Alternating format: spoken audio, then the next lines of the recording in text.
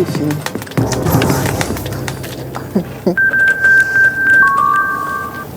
Mesdames et messieurs, bonsoir et bienvenue au journal. Vous êtes sur Spectrum Télévision ce samedi 13 janvier 2024. Le sport, le football précisément, est à la une de l'actualité au Cameroun tout comme en Afrique. C'est parti pour la 34e édition de la Coupe d'Afrique des Nations en terre ivoirienne. La cérémonie d'ouverture s'est achevée il y a quelques minutes seulement. Le match d'ouverture opposant le pays organisateur, la Côte d'Ivoire, à la Guinée-Bissau commence dans un instant. Les éléphants n'ont pas droit à l'erreur. Ils ont avec eux le 12e joueur et en face d'eux une modeste équipe de Durtus. Toujours en lien avec la Coupe d'Afrique des Nations, plus de peur que de mal. Le capitaine des Lions indomptables n'est pas forfait. Blessé hier au cours des entraînements, l'IRM effectué ce matin sur Vincent Aboubakar est classé grade 1. Il poursuit donc sa préparation sous surveillance de l'équipe médicale et pourrait être sur pied pour le duel des fauves. Le 19 janvier prochain, ce sera Cameroun-Sénégal. Mesdames et messieurs, une fois de plus, bonsoir et bienvenue au journal. Nous démarrons tout de suite en langue anglaise et c'est avec vous, Christelle Asek. On ouvre avec le sport, bien évidemment. Bonsoir. Good evening, Orion Dunkling. Exactly, we start with sports, which is the anthem of the season. It has been confirmed by the Cameroon Football Federation that Vincent Aboubakar will continue the adventure in Ivory Coast with his teammates after the results of the MRI scan. Onila Donet tells us more. Aboubakar will continue in Côte d'Ivoire 2023. The Cameroon Football Federation has confirmed this news, debunking several reports of the captain's premature exit following an injury he sustained in Friday's training session. According to the press release, an MRI scan conducted this January 13 revealed the player suffering from a slight grade 1 musculo-aponeurotic detachment, which is a minor injury and cannot affect his participation in this competition. Vincent is one of the most experienced players in the squad and his presence is important. Reasons why he will be closely monitored by the medical team. This 2021 Golden Boot, reacting through social media, sent a message of reassurance to the fans as he prepares to show up in Cameroon's other fixtures. The Indomitable Lions opened their 2023 AFCON campaign against Guinea on Monday without the presence of Vincent Aboubakar, Andre Onana, and Frank Magri, who is not 100% fit for this encounter. Et je vous le disais en titre, la cérémonie d'ouverture de cette 34e édition de la Coupe d'Afrique des Nations en Côte d'Ivoire vient de s'achever. Revivons en bout de cette cérémonie. C'était environ 20 minutes d'intenses échanges avec la culture et l'extérieur. Beaucoup de chanteurs africains ont montré leur talent.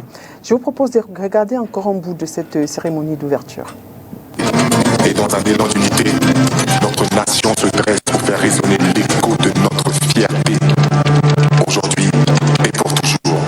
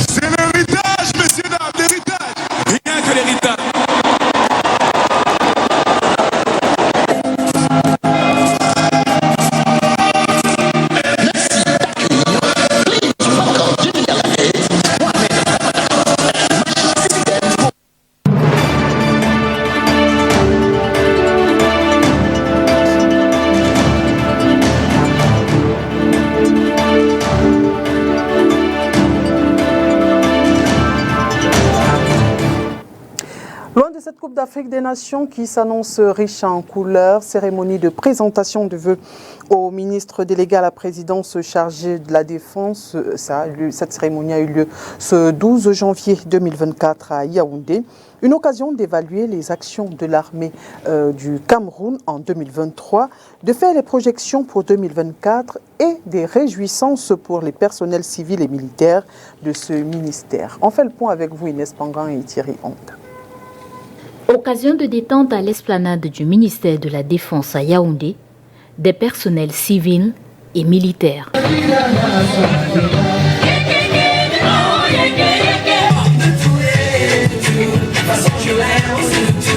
Moment de réflexion également. D'une part, d'évaluation de l'année 2023 écoulée et d'autre part, de projection sur la nouvelle qui commence à peine. 2024 sera une année de renforcement des actions pour l'éradication de Boko Haram dans la région de l'extrême nord, de la consolidation de la situation sécuritaire dans les régions du nord-ouest et du sud-ouest, des luttes contre la piraterie maritime, les prises d'otages, les crimes organisés et l'insécurité routière, du maintien de l'ordre sur toute l'étendue du territoire national et de la prise en charge des réfugiés. Des missions qui ne pourront être assurées que par des personnels disciplinés et respectueux des règles établies. Des sanctions sont promises à ceux qui œuvreront au trafic d'influence dans la gestion des carrières. J'attire fermement l'attention des uns et des autres sur les sanctions auxquelles ils s'exposent en recourant aux interventions et intrusions des personnalités civiles dans la gestion de leur carrière, dans les mouvements et dans les promotions.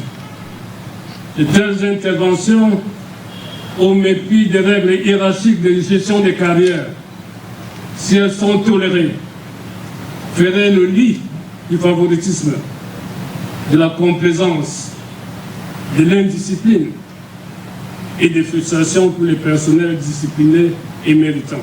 2024, une année où la prise en charge des invalides et des grands blessés de guerre sera renforcée. Je voudrais annoncer ici, mesdames, messieurs, la mise en service au cours de cette année 2024 de notre centre d'accueil et de traitement de nos invalides et grands blessés de guerre, centre dont les travaux de construction en face de l'hôpital militaire de Yaoundé sont déjà achevés. Ce centre aura une capacité d'accueil de 350 lits. Des annonces, des recommandations et des signes perceptibles de joie, ce 12 janvier 2024, lors de la cérémonie de présentation de vœux de Nouvel An des personnels militaires et civils, au ministre délégué à la présidence chargée de la Défense et aux 2 secrétaires d'État à la Défense. Il fait chaud à Douala. Une grosse vague de chaleur traverse la capitale politique et le Cameroun depuis le mois de décembre. L'Observatoire national suit les changements climatiques dans son récent communiqué annonce 3 mois de forte chaleur dans les 10 régions du Cameroun. Reportage. On assez chaude de par sa proximité avec la mer. Seulement, ces jours, les plaintes liées à la chaleur qu'il fait dans la ville de Douala sont de plus en plus nombreuses.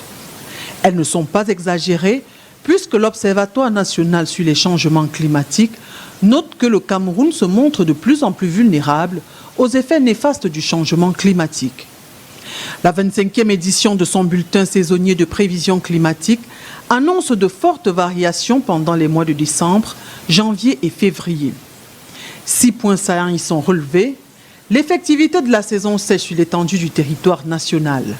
Celle-ci sera ou est marquée dans les régions de l'extrême nord, du nord et de l'Adamawa.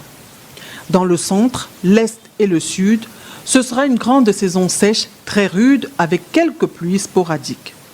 Une augmentation des températures et un risque élevé des cas de canicule sur l'étendue du territoire. Le bulletin précise d'ailleurs des températures maximales à 30 degrés Celsius. Dans le littoral et le sud-ouest, malgré les pluies sporadiques qui vont les arroser, ces régions connaîtront une saison sèche rude. L'on observera également une forte évapotranspiration avec un risque élevé de diminution de la ressource en eau dans certains barrages et retenues d'eau. Précision faite à Maga et Mokolo dans l'extrême nord, Lac d'eau dans le nord, Bankaou dans la Damawa, Menkim et Mevele dans le sud et Lompangar dans l'est. Et cette vague de chaleur laisse des marques telles que la bourbouille. Quelle est votre astuce contre les effets de la chaleur? La question a été posée aux Doualais. Écoutons leur réponse au micro de Julie Pau. Bon, pour éviter la chaleur, je me lave avec un savon antiseptique. Oui, c'est ça qui nous sauve un peu. Savon, je me oins avec. Quand tu te oins avec, ça brûle et ça sort sous forme de peau morte, ce savon. Et pour l'enfant, je le lave aussi avec ce savon parce que le savon là c'est enfant et grand, adulte et bébé. Donc tout le monde peut se laver avec. Donc je la lave avec, mais je la oins pas avec. Je la oins avec une poudre qu'on appelle sulfure. C'est une poudre quand tu mets. Ça brûle aussi la chaleur sur l'enfant. Ça fait sécher et ça empêche même à l'autre autre chaleur de sortir. La chaleur, moi, j'ai un savon que j'utilise. Comme dernièrement, la chaleur était partout sur mon corps. Il y a un savon que je fabrique moi-même et j'utilise. Donc je me lave et puis je me oigne aussi avec. Oui, et ça sèche la chaleur sur moi. Tout simplement. Tout simplement. Et puis, j'essaye de me oindre pour ne pas attirer la boubou sur moi. Parce que quand on ne se oint pas, on a l'impression qu'on ne sait pas laver. Mais quand on se oint, les gens pensent que c'est quand on se oint qu'on a plus chaud. Mais moi, je dis que quand on se oint, on a tenu un peu la chaleur. To avoid wearing thick clothes. And then secondly, we need to avoid moving outside the sun. We need to drink a lot of water so that we help to hydrate our bodies so that dehydration should not take place. And for the heat, we apply powder. There's a powder for rashes that are coming out so that it can clear it off. We continue to raise awareness on cervical cancer through this month of January. Dr. Simon Manga, a reproductive health specialist, says screening and treating precancerous lesions are the primary ways to prevent and eliminate cervical cancer. Onila Donet caught up with him and filed the following report. Lemon, a pale yellow oval citrus fruit with thick skin and fragrant acidic juice, is a fruit present in most households as it serves for medical needs and even cosmetics. How do we get these fruits? Valentine is an agronomist. He cultivates lemons. According to him, to achieve these healthy, juicy fruits, he starts off by getting his lemon plants. Unwrap them off their plastic bags, plant them half-inch deep into a moist potting soil where they are left to blossom. Déjà 30 cm de côté. Bon, maintenant, le plant est prêt à mettre en terre. Voilà, j'enlève mon plastique. Voilà. Je cherche seulement le plastique. Et maintenant, la plante, je la mets juste au milieu du trou. Voilà. Au milieu du trou. Maintenant, je renfloue.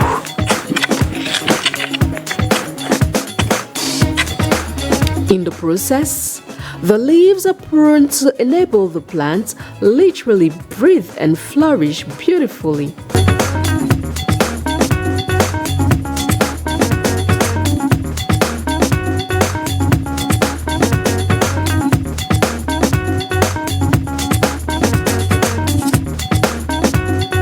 In the space of 18 months, the plant starts bearing fruit, after which these fruits are harvested for local consumption.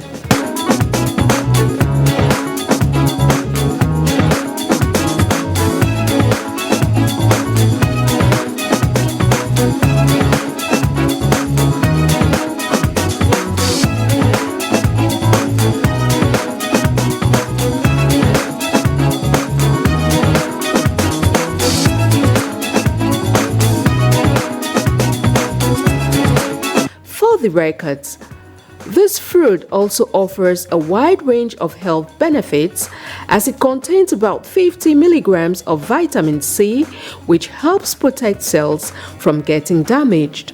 Also, with its rich vitamin C content, it equally helps the body produce collagen, suitable for the skin, and helps absorb iron and supports the immune system. For these fruits to last, they are best kept in cool environments. That was rather our discovery page on the cultivation and the benefits of the lemon citrus fruit. We come back to our health page where we continue to raise awareness on cervical cancer throughout this month of January. Dr. Simon Manga, a reproductive health specialist, says screening and treatment of precancerous lesions are the primary ways to prevent and eliminate cervical cancer. Onila Donet caught up with him and filed in the following report. It takes 10 to 20 years for precancerous cells to reach the level of cervical cancer. Within this period, doctors affirm treatment is possible. Before talking about cervical cancer, we have to talk of the pre-cancer, because cervical cancer begins as a precancer, and the precancer takes an average of 10 years to become an invasive cervical cancer. So to prevent cervical cancer is to do screening, examine healthy women to identify precancerous lesions on the cervix, and then when this is identified, it can be treated. Ablative treatment and dermal ablation are the two ways by which precancer can be tackled. Two major ways of treating it. We have the ablative treatment method, which is destroying the precancerous lesions. We can do that with cryotherapy, which uses ice to freeze the precancer, or we can do it with what we call dermal ablation, which is heat to burn the precancerous lesions. Now, the second type of treatment is the excision treatment. Excision is getting off. The process may vary with regards to the affected lesions. Active treatment is reserved for the low-grade lesions. Bigger lesions are treated with the excision.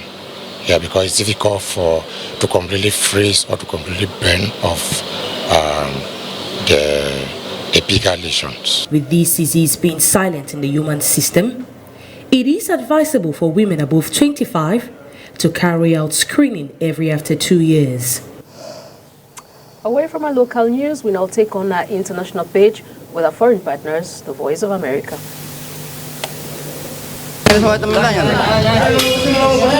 Ecuador's President Daniel Noboa has branded 22 gangs as terrorist groups after masked gunmen stormed a television studio during a live newscast in Guayaquil on January 9th. The gunmen seized control of the studio and assaulted journalists in a stunning reflection of the country's escalating violence. The incident appeared to be part of a string of coordinated attacks that unfolded across Ecuador on the same day, including multiple bomb explosions in several parts of the country. Police say at least 10 people were killed in the attacks, and several, including police officers, were kidnapped. Businesses and stores closed, and people fled to the safety of their homes. On January 8th, one day earlier, Noboa declared a national state of emergency after one of the country's most powerful drug gang leaders, Adolfo Macias alias Fito, escaped from prison over the weekend. Authorities say gunmen have taken at least 170 prison workers hostage. President Noboa spoke about the designation of terror groups on national radio. Estamos luchando por la paz nacional. Estamos luchando también. We are fighting for national peace and against terrorist groups, now numbering over 20,000 people who had not been labeled as such. They wanted to be called organized crime groups because it was easier for them. When they are terrorists and we are in a state of conflict and war, other laws apply. That means the designated terror groups are now military targets. Admiral Jaime Vela, The head of Ecuador's armed forces announced the first arrests in the military offensive on Wednesday afternoon. Hemos detenido a 329 terroristas. We have arrested 329 terrorists. We have rescued 41 hostages. We have killed 5 terrorists. We have engaged 3 terrorist groups. We have recaptured 28 people who had escaped from prison. Violence has been rising in Ecuador, a once peaceful nation, since local gangs and international cartels turned it into a drug trafficking transit hub, according to authorities. Ecuadorians say they're fed up. People want peace, security, to be able to go to work in peace. Ecuador lived through chaos this week. Many favor iron fist measures to get the country back on track.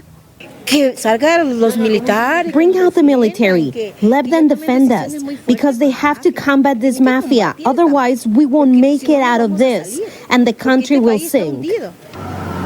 The Biden administration says it's monitoring the situation, and the U.S. State Department says it will send top law enforcement officials to Ecuador to assist in criminal investigations and intelligence sharing. Admiral Vela says international cooperation will aid Ecuador's mission to end narco violence. Veronica Villafañe for VOA News.